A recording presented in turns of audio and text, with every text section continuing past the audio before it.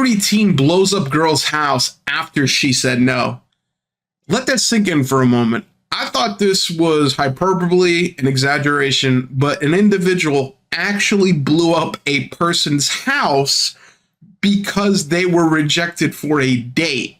Now, this person is a 17-year-old, relatively young, in high school, I would assume, and he took it upon himself to go to this girl's house secretly while the family was not there, plant an explosive device, an IED, an improvised explosive device, like this is Baghdad, Iraq, and blew up their house with the family inside it because she didn't want to go on a date with him.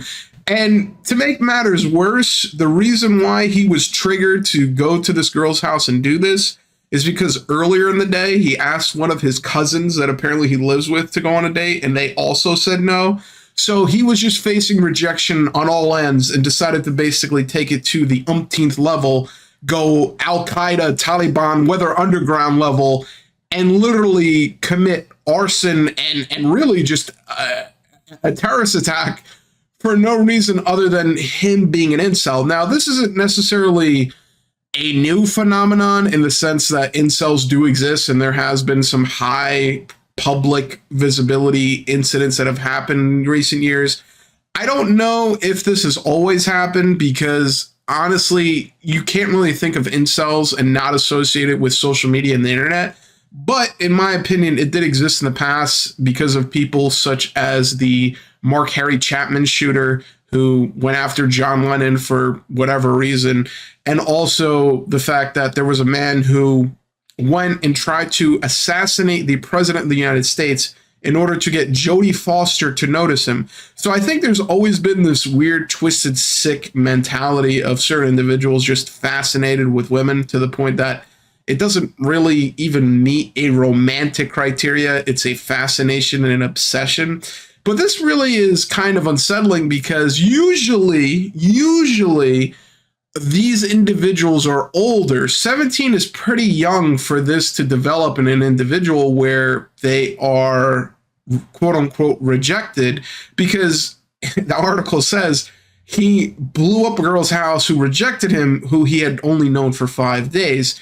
So it really is a level of insanity to, one, meet someone in a short period of time, try to engage them in some type of a relationship, and then once you're basically told no, have no coping mechanism, not only no coping mechanism, a diabolical world devastation, evil villain plan to go to this person's house and blow it up. And what's crazy about this is, again, he did this secretly. He did this with the intention of harm.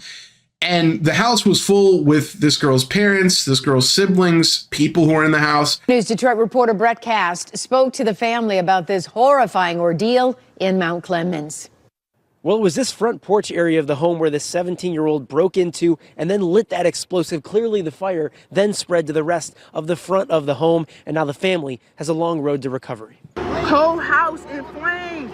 Around 3 a.m. on April 10th, flames engulfed the front of this home on Eldridge Street in Mount Clemens, while 7 people were inside, including 2 9-month-olds and Delvin Lee's 2-month-old son. You just hear a big old, just a boom, like it was just loud, boom. Delvin was also in the home at the time, upstairs with his son, when he heard that noise downstairs. Sounded like, literally like somebody threw an M80 in there, just, it blew up. So when I went downstairs first, it was like a little fire.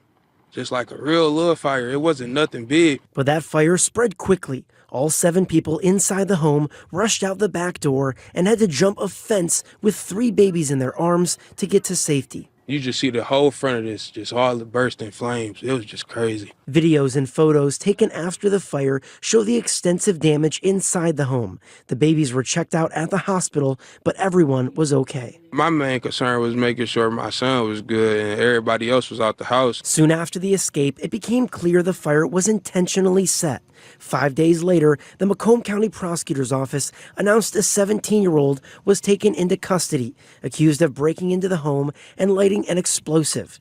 Delvin says the teen had briefly talked with a teenage female cousin who also lived in the home. She refused to go out with him that night. This is a kid ruining his life over a girl he met 5 days ago. The home was a rental, but the family lost many of their belongings that were burnt inside. There's now a GoFundMe to help support, and Delvin is just thankful they're all okay. I just really be thinking about like if we was asleep or anything, for real. I'm just glad we was up. And the teen accused of being responsible for this is currently in custody at the Juvenile Justice Center, and prosecutors are determining whether or not to charge him as an adult.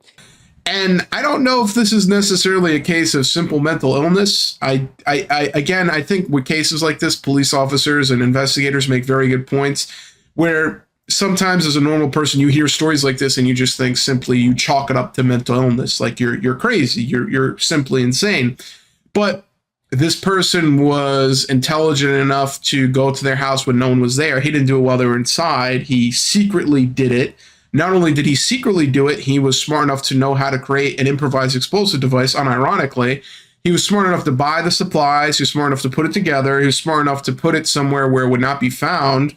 And then it went off and everything went according to plan. And I guess he got caught because of the fact that this girl either thought of him, he came clean, whatever the case may be. I actually would be interested to know how this investigation panned out, because there's images of the house in flames. There's images of the house basically being demolished and destroyed. And thankfully, no one seems to be hurt. But this person could have unironically killed an entire family of people because he thought and felt that he was being rejected. And this is, again, in this incel epidemic, this idea that women somehow owe you some type of attention or owe you some type of companionship, especially in this regard where, again, this person is pretty young.